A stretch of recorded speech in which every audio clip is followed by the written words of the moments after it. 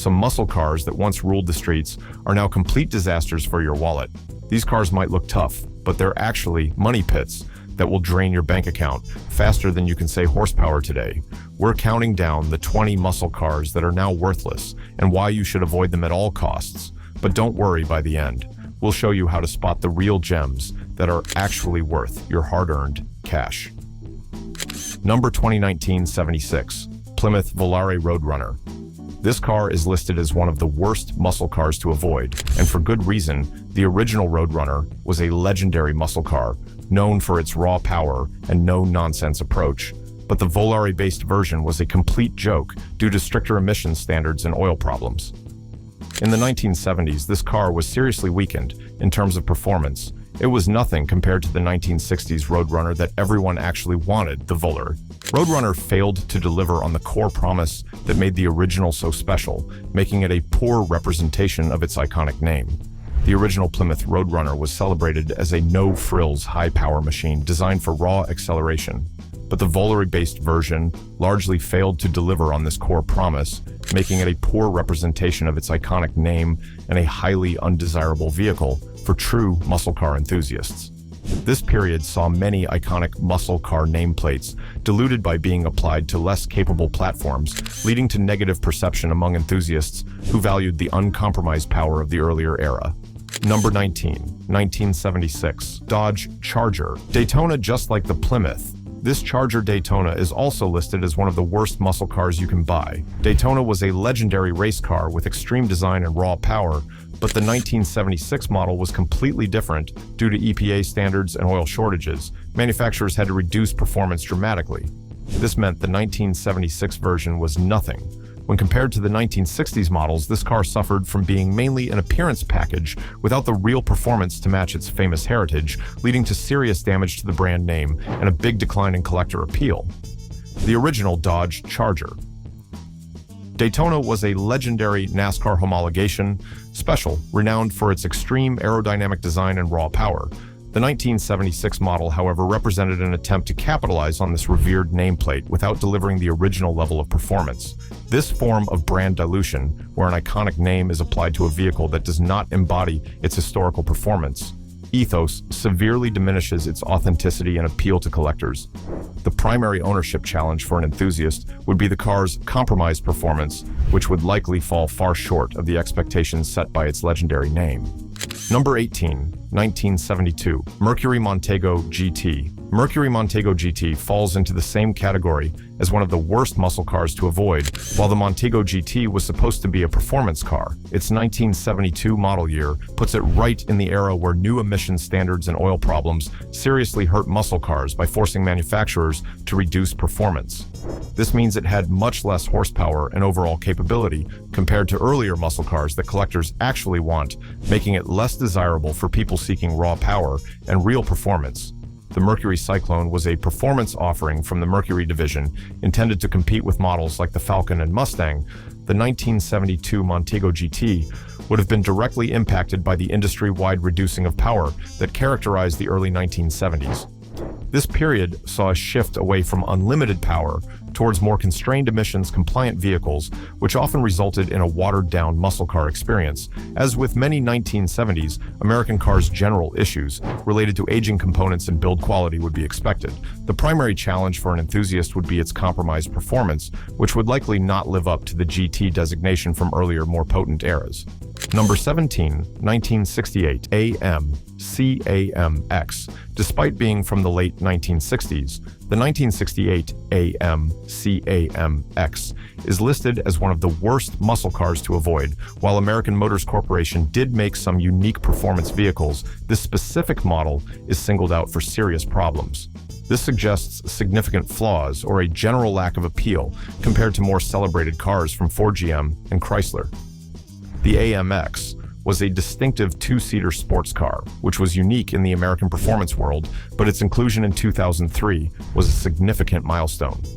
The worst list suggests it failed to connect widely or maintain collector interest the same way as models from the big three automakers did.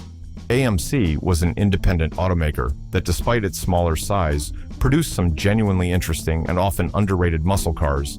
The AMX was a distinctive two-seater sports car, a unique offering in the American performance landscape. However, its inclusion in a list of worst cars suggests that it failed to resonate widely or maintain collector interest in the same way as models from the big three automakers. The 1968 AMC AMX offered various V8 engine options, with the 390 V8 being the most potent, producing around 315 horsepower with 0 to 60 times in the 6 to 7 second range. But sourcing parts for a less common brand, like AMC, can sometimes be more challenging than for Ford, GM, or Chrysler models. Number 16, 1976 Ford Mustang Stallion.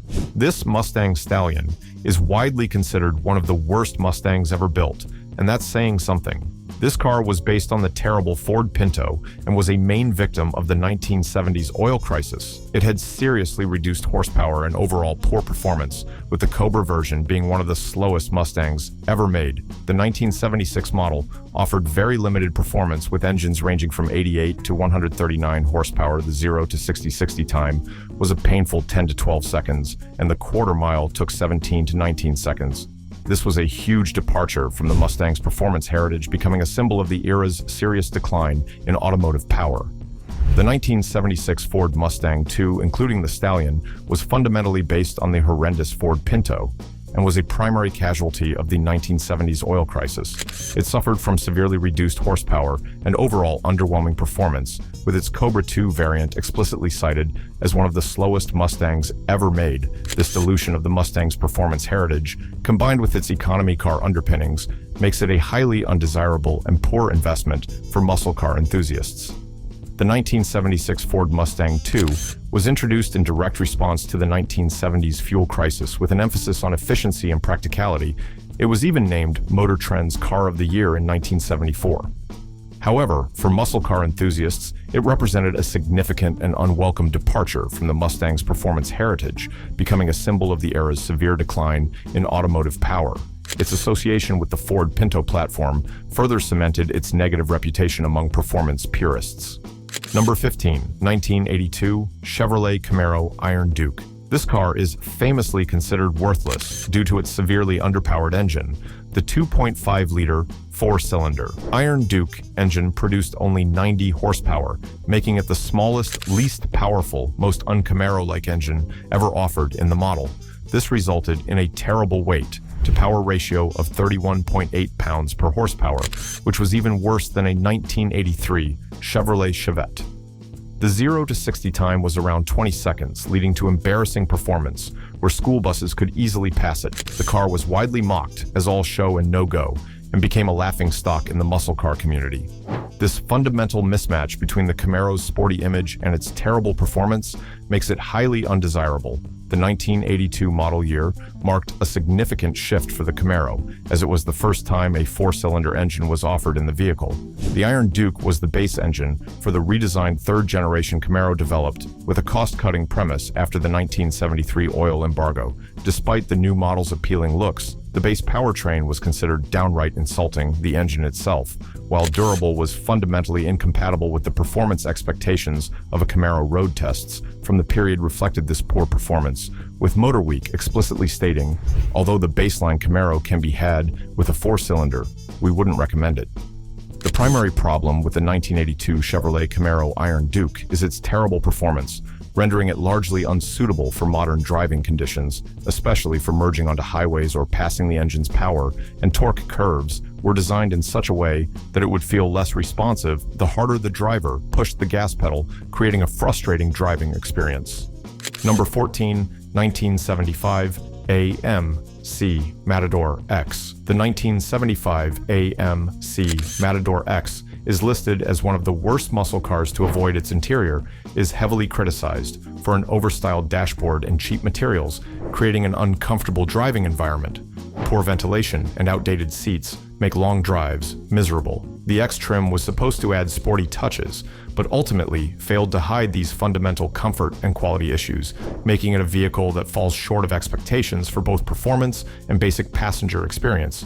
Any V8 engine would have been significantly reduced in power due to the emissions regulations of the 1970s. The 1975 AMC Matador X represents an attempt by American Motors Corporation to inject sporty appeal into a family-oriented car during the mid-1970s. However, the critique highlights that this attempt largely failed to deliver a genuine muscle car experience.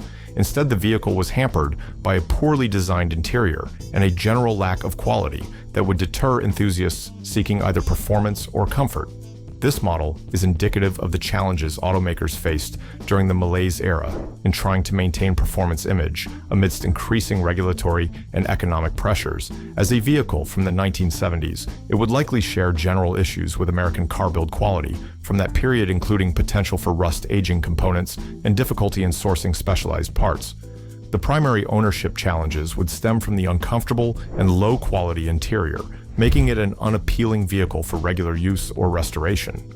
Number 13, 1980 Pontiac Firebird Trans Am Turbo. This car is explicitly listed as one of the worst muscle cars to avoid its turbo badging, and prominent hood scoops promised a level of performance that in reality felt more fake than real, leading to a significant performance mismatch. The car is described as looks fast but isn't, which is a critical failing for a muscle car. Furthermore, its interior features cheap 1980s plastics that age, poorly contributing to a poor ownership experience and long-term appeal. The 1980s were a challenging period for muscle cars, characterized by increasing emissions, regulations, and stronger emphasis on fuel efficiency, which often led to compromised performance. The 1980 Trans Am Turbo, despite its screaming chicken graphics that still turned heads, often did so in confusion about the performance mismatch.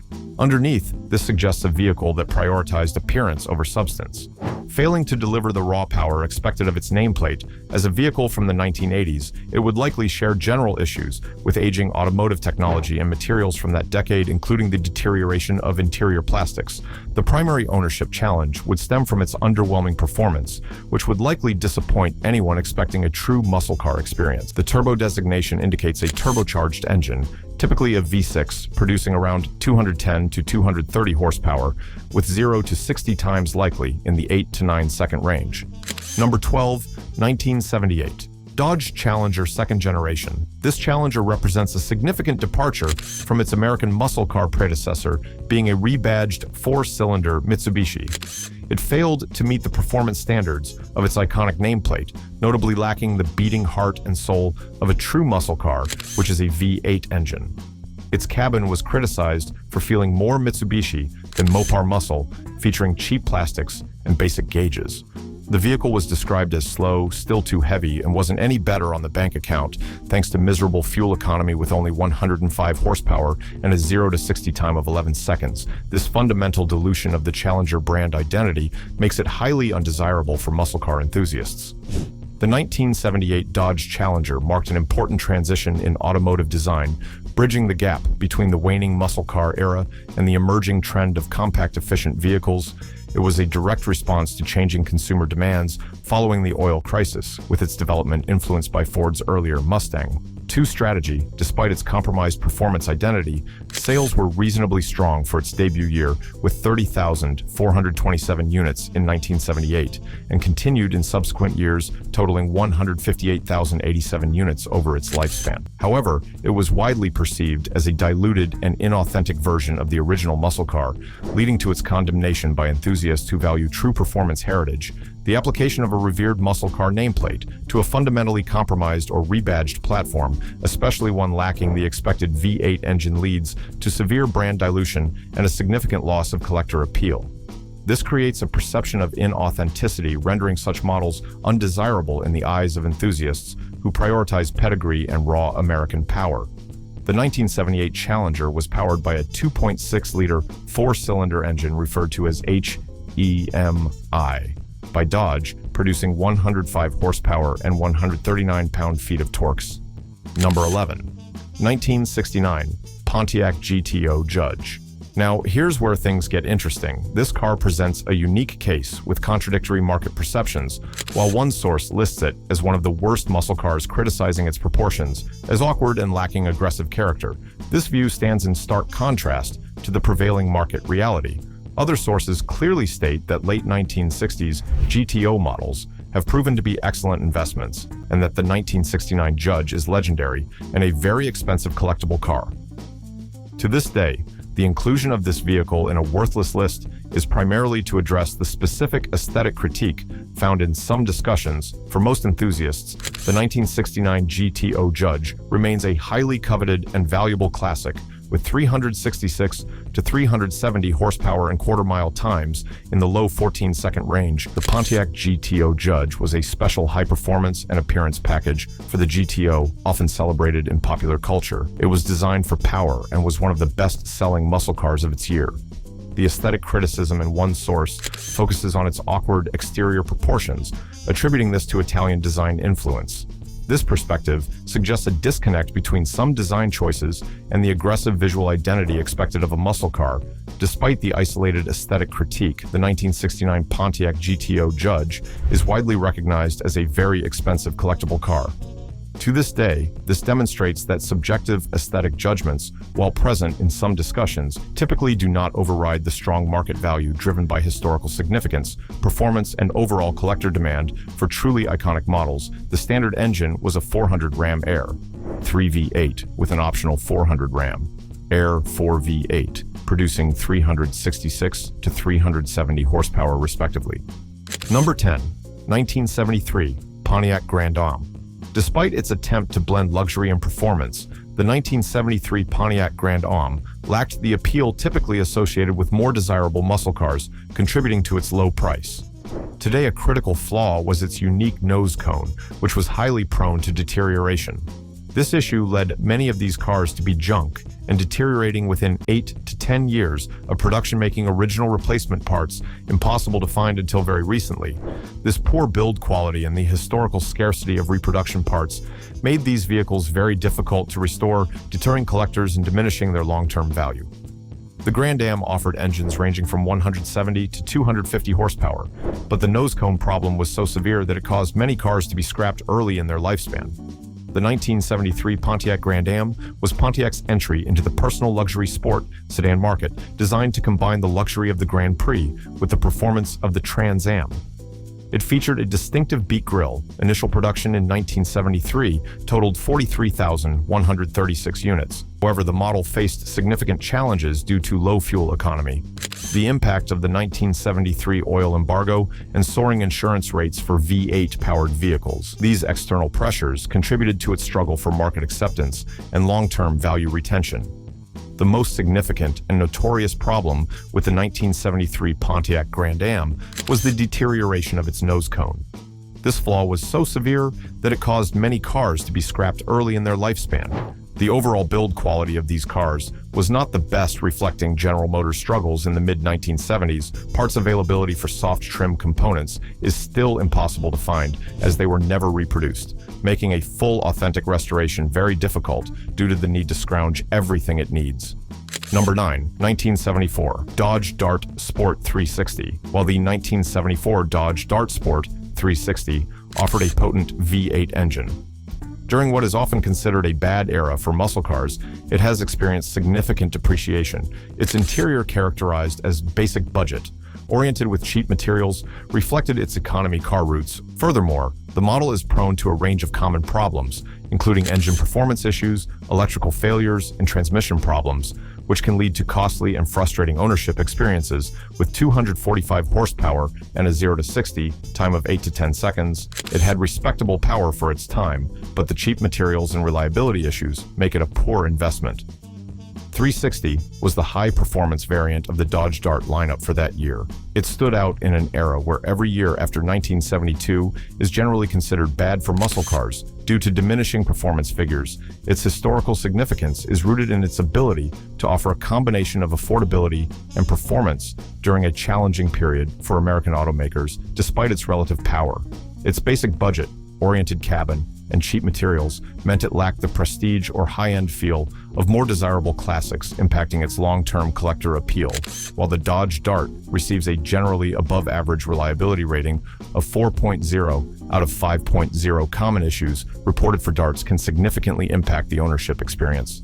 These include engine performance problems. Electrical system failures are also common, manifesting as malfunctioning power windows, faulty lighting, or erratic dashboard displays, often due to wiring defects. Transmission problems, including hard shifting, slipping, and sudden loss of power, are frequently reported and can lead to costly repairs. Number 8. 2002 Chevrolet Camaro Z28. While the 2002 Chevrolet Camaro Z28 offers substantial performance, it represents the final year of its generation, and the market for these F-body vehicles can become a money pit if not meticulously maintained.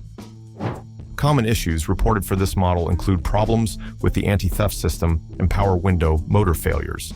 The combination of its age potential for deferred maintenance in used examples and specific known reliability concerns can lead to significant unexpected ownership costs. The Z28 was powered by the potent LS1 V8 engine producing 310 horsepower and could go from 0 to 60 in around 4.7 to 5.2 seconds. But used examples found in the $3,000 to $6,000 range are often described as money pits, as they tend to be held together by a strand, where once one thing goes bad, everything else is sure to be on its way out.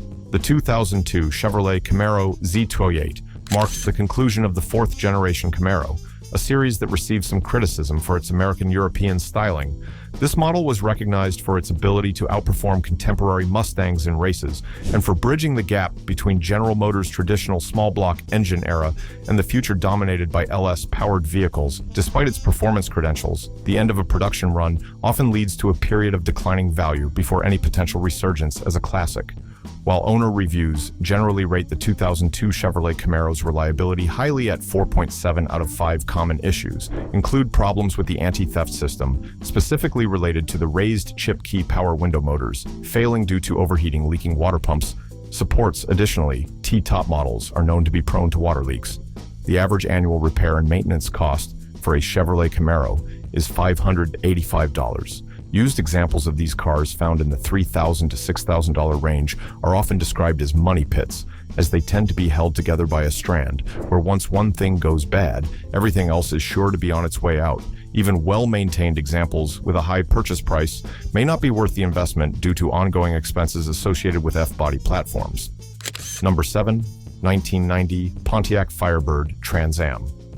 Despite its bold styling, the 1990 Pontiac Firebird Trans Am experienced a depressing start regarding sales. It is part of a generation of performance cars that underwent significant depreciation, with similar models losing 45% of their value in 5 years. Furthermore, the model is known for a range of common problems, including issues with its anti-theft system, power window motor failures, and susceptibility to T-top water leaks. These factors collectively undermine its long-term investment viability. The Trans Am offered various V8 engine options, with performance varying by trim, producing 225 to 235 horsepower. The 1LE model could reach 0 to 60 in 6.7 seconds, but due to stricter fuel economy regulations, the 350 cubic inch V8 engine was no longer offered with T-tops. The 1990 model year for the Pontiac Firebird Trans Am saw minor updates, including the standardization of a driver's side airbag. The Trans Am was positioned as the middle-of-the-pack trim within the Firebird lineup due to stricter fuel economy regulations. The 350 cubic inch V8 engine was no longer offered with T-tops, and no convertibles were officially built by ASC for the 1990 model year. This era of muscle cars faced challenges in balancing performance with evolving regulatory demands, which impacted their market perception and long-term collectability. Common problems for the 1990 Pontiac Firebird include issues with the anti-theft system, specifically the pass key system, power window motors failing due to overheating headlight door, actuators malfunctioning, and T-top models being particularly prone to water leaks. For the 1990, Firebird can include $408 to $724 for window regulator replacement, $494 to $688 for fuel evaporative C canister replacement, and $783 to $1,079 for oil pan gasket replacement. Number 6. 2008 Ford Mustang GT. Despite its iconic status, the 2008 Ford Mustang GT experiences significant depreciation, losing 45% of its value within 5 years and 32% in the last 3 years alone. While it offers strong performance, it lacks the practicality of a roomy rear seat and has known issues such as squeaking noises from worn outer tie rod ends and camshaft sensor problems. These factors collectively diminish its appeal as a sound, long-term investment. The 2008 Mustang GT was powered by a 4.6-liter V8 engine producing 300 horsepower with a 0 to 60 time of 5.2 seconds. while owner reviews generally give high reliability ratings. The 2008 Ford Mustang GT was noted for its distinctive, all-American throwback design. It held a significant position in the market as the primary muscle car offering before the revitalization of the Chevrolet Camaro and Dodge Challenger. The Mustang's success was attributed to its iconic styling, available V6 or V8 engine options, and an accessible price point. The car aimed to capture the essence of its original design while offering modern driving dynamics. Owner reviews generally give the 2008 Ford Mustang GT a high reliability rating, averaging 4.7 out of 5. However, common problems reported by owners include a squeaking noise from worn outer tie, rod ends issues with the camshaft sensor magnet, a creaking or popping noise when turning, and the check engine light illuminating due to hesitation or stalling. The average annual repair and maintenance cost for a Ford Mustang is $709. The total estimated cost for maintenance and repairs over its first 10 years of service is approximately $7,914. Additionally, annual insurance costs average around $2,619. Number 5. 1996 Chevrolet Impala SS. While considered a modern classic, the 1996 Chevrolet Impala SS has experienced significant value depreciation. It is also known for specific reliability issues, most notably the OptiSpark ignition system, which is prone to failure and expensive to replace. General build quality issues, common to General Motors vehicles from the 1990s, further contribute to potential ownership challenges and diminish its long-term investment appeal. The Impala SS was powered by a modified GM 5.7-liter LT1 V8 engine, producing 260 horsepower and could reach 0 to 60 in under 6 seconds. The most frequently cited issue is the OptiSpark distributor, which is prone to failure due to moisture and heat replacing. This component is both expensive and labor-intensive, and it is often replaced at the same time as the water pump. The 1996 Chevrolet Impala SS was derived from the Caprice and built as a low-effort muscle car on the GMB body platform, incorporating upgrades from the 9C1 police package. It achieved legendary status and is considered one of America's great modern classics. The 1996 model featured a redesigned instrument panel with a tachometer and a floor-mounted shifter, which were improvements over earlier years. Production of the Impala SS, along with the entire B body line, was discontinued after 1996, marking the end of the rear-wheel drive Impalas. This model is often seen as a significant vehicle for its era-blending performance with a full-size sedan body. The most frequently cited issue with the 1996 Chevrolet Impala SS is its OptiSpark distributor, which is prone to failure due to moisture and heat. Fuel pump and sending units interior plastics, particularly around the window. Switches on the door panels are known to deteriorate with age. Rust can also be a concern in typical areas such as behind the rear tires, on quarter panels, and on the frame rails. Annual operating expenses for the Impala SS include $80 to $120 for oil and filter changes, $200 to $300 for transmission service, and $150 to $200 for cooling system flushes. Specialty mechanics typically charge $100 to $150 per hour for labor. Number 4. 2014 Dodge Challenger RT. Despite its strong performance and agreeable road manners, the 2014 Dodge Challenger RT experiences significant depreciation.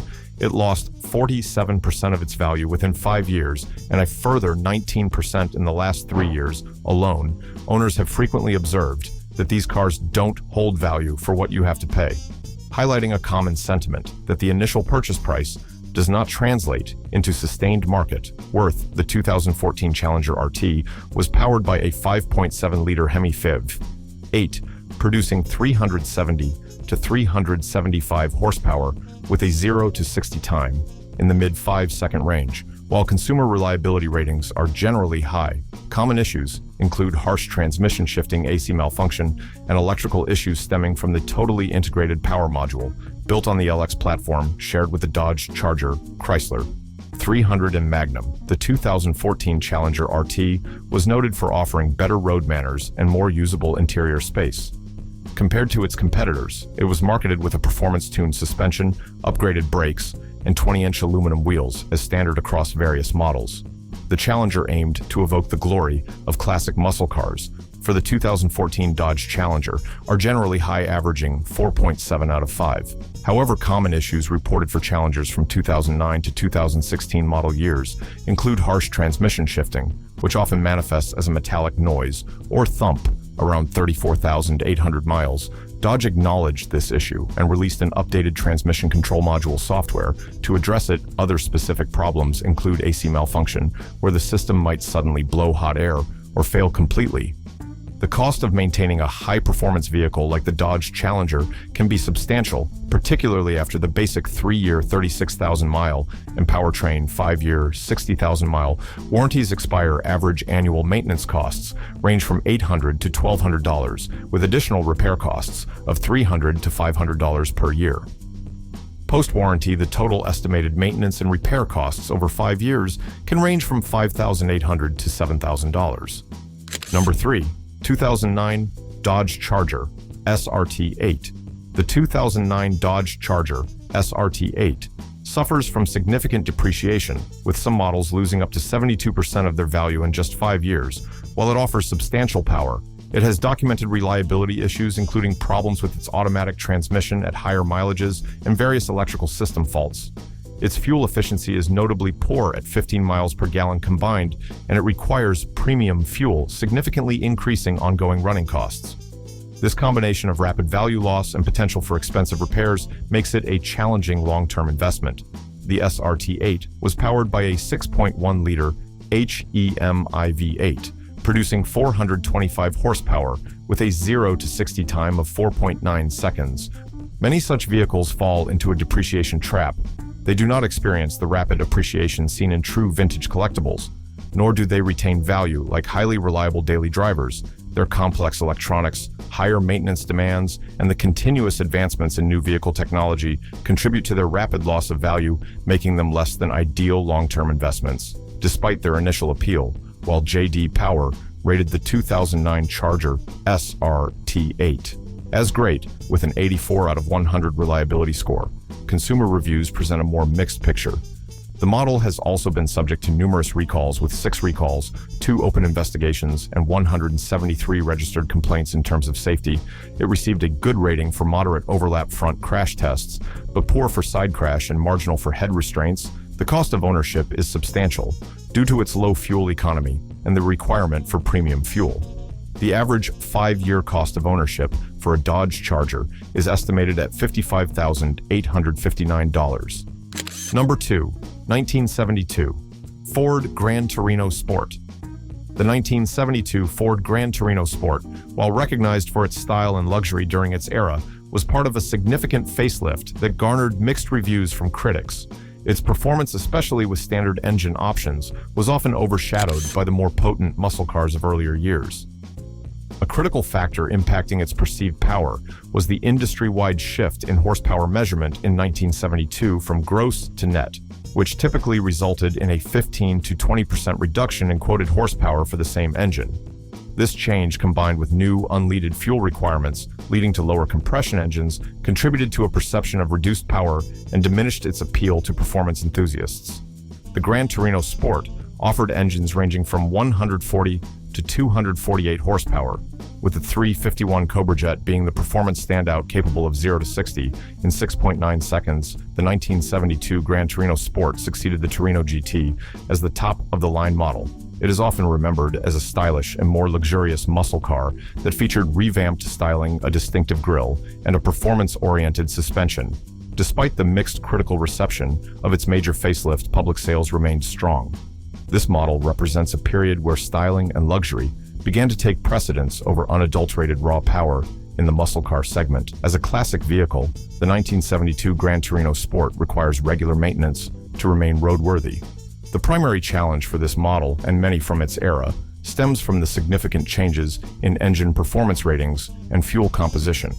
The 1972 Ford Gran Torino Sport offered a variety of engine options, with the Cobra Jet standing out for performance. Engines included the standard 302, Windsor V8 optional 351, Cleveland V8 351, Cobra, Jet V8 400 V8 and 429, ranged from 140 for the 302 V8 to 248 for the 351 Cobra. Jet torque ranged from 239 pound-feet for the 302 V8 to 322 pound-feet for the 429 V8. The 351 Cobra Jet could reach 0 to 60 in 6.9 seconds, while the 351 Cleveland took 8.1 seconds, and the 429 V8 took 9.2 seconds. Number 1. 1967 Plymouth Barracuda. While currently affordable, the 1967 Barracuda struggled to compete against more powerful rivals like the Mustang and Camaro. In its original era, its foundation on modest Valiant mechanicals and a relatively narrow body limited the easy integration of larger big block or Hemi engines, a constraint that was only addressed in subsequent generations.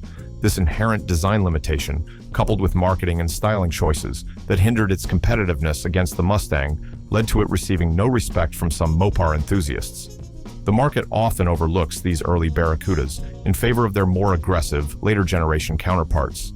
The 1967 Barracuda offered engines ranging from 145 to 325 horsepower, with 0 to 60 times between 7 to 8 seconds for most models, but some base models took as long as 13.5 seconds. The 1967 model year marked the introduction of the second-generation Barracuda available in notchback, fastback, and convertible body styles. It was an early entrant into the pony car segment, launching approximately 2 weeks before the Ford Mustang. Despite offering competitive V8 engines, its market positioning and design choices were overshadowed by Ford's aggressive marketing and styling gambles with the Mustang, while sales did increase in 1967 compared to 1966. Even with the arrival of new competitors from General Motors, the car struggled to establish a dominant performance image. The 1967 Plymouth Barracuda offered a range of engine options catering to different performance appetites. Engines included the 225 Slant 6, 273 V8, and 383 V8. Displacement ranged from 225 to 383 cubic inches horsepower. For most models, though some base models took as long as 13.5 seconds quarter mile, times ranged from 15.0 to 16.0 seconds. Top speed was 120 to 130 miles per hour. As with many classic vehicles, general maintenance is a continuous requirement. A notable design limitation was the narrow body's inability to easily accommodate the larger, taller big block or Hemi engines, which was a factor in its perceived underperformance compared to rivals' owner reviews. However, often praised the car's performance and reliability, with one owner recalling it as very fast with a 340 wedge and capable of cruising at 100 miles per hour. Plus, parts availability for classic Mopars is generally considered good, though specific performance components for earlier models might require more diligent sourcing. But here's the thing. Not all muscle cars are bad investments. The key is knowing what to look for when buying muscle cars. There are several important factors to consider that can make the difference between a great purchase and a financial disaster. One significant observation is that the 1970s malaise era represents a challenging period for collectors. The regulatory and economic pressures of the 1970s, particularly EPA emission standards and oil embargoes, fundamentally altered muscle car performance. This era compelled manufacturers to reduce performance and resulted in vehicles that were neutered in terms of horsepower. This systematic reduction in power created a profound disconnect from the raw power and speed that defined the muscle car identity, leading to lower desirability in the collector market. Buyers should exercise extreme caution with vehicles from this period, prioritizing models that, despite the era's constraints, managed to retain some semblance of performance or possess unique historical significance beyond raw power.